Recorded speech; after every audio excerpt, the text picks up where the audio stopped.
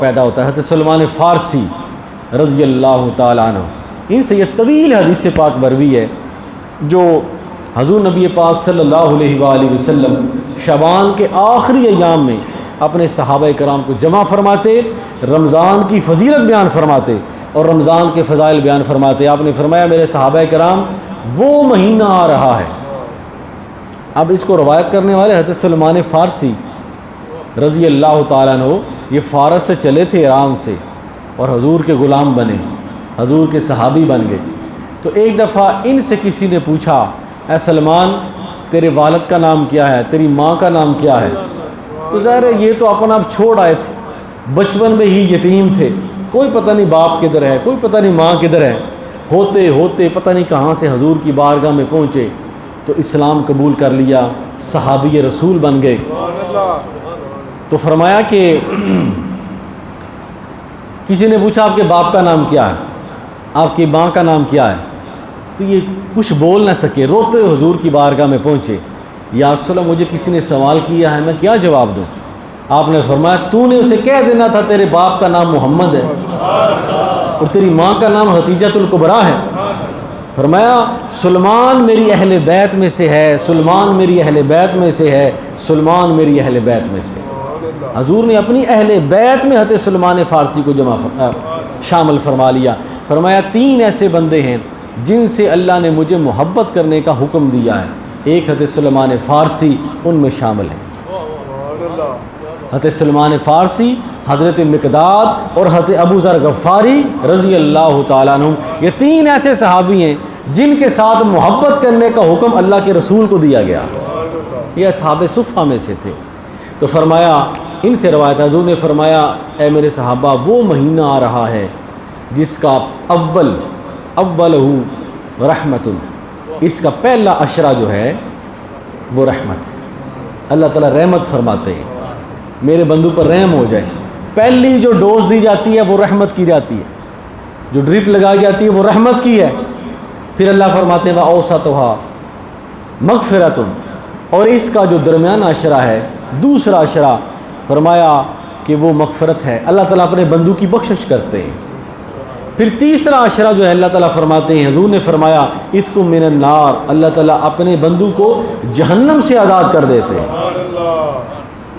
کیونکہ اس میں طاعت کراتے ہیں. لیلۃ القدر ہے، اِنَّا أَنزَلْنَاهُ فِي لَيْلَةِ الْقَدْرِ وَمَا أَدْرَاكَ مَا لَيْلَةُ الْقَدْرِ لَيْلَةُ الْقَدْرِ خَيْرٌ مِّنْ أَلْفِ شَهْرٍ. اللہ تعالیٰ نے قرآن پاک کو قدر والی رات میں اتارا. پھر آگے اللہ تعالیٰ ارشاد فرماتے ہیں وَمَا لَيْلَةُ الْقَدْرِ، تم کیا جانو کہ وہ قدر والی رات کون، اس کا مقام کیا ہے. لیلۃ القدر خیر من الف شہر، فرمایا وہ لیلۃ القدر جو ہے وہ 1000 مہینے سے بہتر ہے، 1000 مہینے سے بہتر، وہ بھی اس مہینے میں شامل ہے. تو فرمایا اس کا آخری عشرہ جو ہے یہ جہنم سے آزادی کا ہے. اللہ تعالیٰ اپنے بندوں کو جہنم سے نکالتے ہیں، ان کی بخشش کرتے ہیں. لیکن یہ سعادت انہی کو نصیب ہوتی ہے جو رمضان میں قیام کرتے ہیں، روزے رکھتے ہیں، استغفار کرتے ہیں، زیادہ سے زیادہ قرآن پاک کی تلاوت کرتے ہیں، اللہ تعالیٰ سے معافی مانگتے ہیں. تو کوشش یہ کریں کہ یہ ماہ مبارک آ رہا ہے، اللہ تعالیٰ مجھے بھی آپ کو اس کی سعادتیں، اس کی برکتیں حاصل کرنے کی توفیق عطا فرمائے.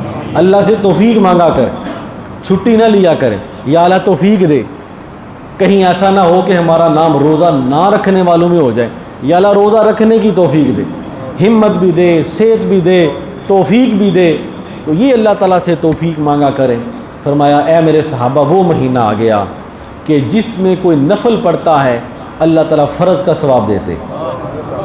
کوئی فرض پڑھتا ہے تو 70 فرضوں کا ثواب، کوئی نفل پڑھے تو فرض کا ثواب، کوئی فرض پڑھے تو 70 فرضوں کا ثواب.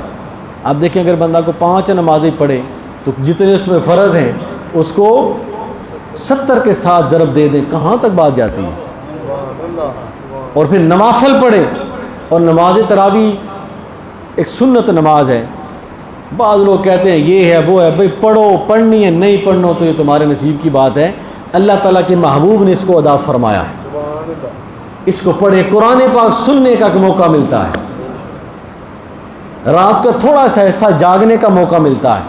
20 تراویح نماز تراویح پڑھیں، قرآن پاک کی سماعت کریں، پارہ 1.5 پارہ ہوتا ہے، تو چاہیے تو یہ آپ 3 قرآن پاک ختم کریں، ایک تراویح میں وہ سماعت کریں، ایک سپارہ ویسے پڑھیں، ٹھیک ہے نا جو روزانہ کا، اور ایک پارہ جو ہے وہ مغرب کے بعد پڑھ لیں۔ 3 پارے اگر آسانی سے پڑھ سکیں، نہیں تو کم سے کم 2 تو سنیں، ایک سنا تراویح میں اور ایک آپ خود پڑھیں، 2 قرآن پاک تو ختم ہونی چاہیے۔ یہ کیفیت، اس کیفیت کے ساتھ پھر روزہ رکھیں کہ رسول علیہ السلام نے ارشاد فرمایا یہ وہ مہینہ ہے کہ فتحت ابواب الجنہ، جنت کے دروازے کھول دیے جاتے ہیں، جنت کے دروازے، یہ رمضان کی برکتیں، جنت کے دروازے کھل جاتے ہیں۔ وغلقت ابواب الجہنم، اور جہنم کے دروازے بند کر دیے جاتے ہیں۔ وسلسلۃ الشیاطین، اور شیطان کو جکڑ دیا جاتا ہے۔ جو آگے پیچھے ہمارے پاس بڑے بہانے ہوتے ہیں، میں شیطان کے برگلاوے میں آ گیا، یہ مجھ سے شیطان نے کروا دیا، اللہ پاک فرماتا ہے اس مہینے میں اس سے بھی بند کر دیتا، تمہارے پاس بہانہ کوئی نہ رہے۔ اب جو غلطیاں ہوں گی وہ تمہارے نفس کی وجہ سے۔ علماء بزرگ فرماتے ہیں جب شیطان کی وہ قوت ختم ہو جاتی ہے، شیطان وہ خبیث الفطرت ہے کہ یہ بندہ مومن کا کبھی پیچھا نہیں چھوڑتا، ہر بندے کے پیچھے لگا ہوا ہے، کبھی نماز میں آتا ہے، کبھی خواب میں آ جاتا ہے، کبھی قرآن پاک پڑھتے ہوئے آ جاتا ہے۔ فرمایا میں اس سے بھی بند کر دیتا ہوں، تمہارے اس چیز کو کمزور کر دیتا ہوں، اس لیے اس مہینے میں فائدہ اٹھایا کرو اور اپنے ایمان کی زمین کو زرخیز بنا لیا کرو۔ ایمان کی جب بارش ہو رہی نہ ہو نا تو اسے فائدہ اٹھا لیا کر، جب آپ کا وقت سہولت والا ہو تو اسے فائدہ اٹھا لیا کر، جب وقت سوکھا ہو نا تو اسے فائدہ اٹھا لیا کریں، یہ نہیں کہ سارا کچھ خرچ کر کے بیٹھ جائیں، نہیں، اسی میں کو پلاننگ کر لیا کریں۔ جن لوگوں نے یہ بیماری سے پہلے سارا کچھ کھا پی لیا وہ پریشان ہو گئے، اس لیے کچھ نہ کچھ، یہ بھی ایک اسلام کی حکمت ہے۔ سورہ یوسف پڑھیں کہ حضرت یوسف علیہ السلام نے اس وقت کے بادشاہ کو وہ بھینسوں والا واقعہ کہ کیا اپنے تدبیر فرمائی تھی کہ بادشاہ سلامت قحط آنے والا ہے اور 7 سال تک رہے گا، اس لیے کو پلاننگ کر لیں، اگلے 7 سال کے لیے سنبھال لیں، وقت سوکھا ہے۔ تو فرمایا شیاطین کو بند کر دیا جاتا ہے، اور پھر کیا ہوتا ہے، ایک فرشتہ روزانہ منادی کرتا ہے، اے برائی سے بچنے والے آؤ خیر کی طرف آ جاؤ، اے برے کام کرنے والے آؤ خیر کی طرف آ جاؤ، آؤ نیکیوں کی طرف آنے والے، رمضان کا مہینہ ہے اور نیکیاں کر لو۔ یہ اللہ تعالیٰ کی رحمت ہر روز صبح شام ہوتی ہے، تو یہ رمضان پاک کی برکتیں ہیں۔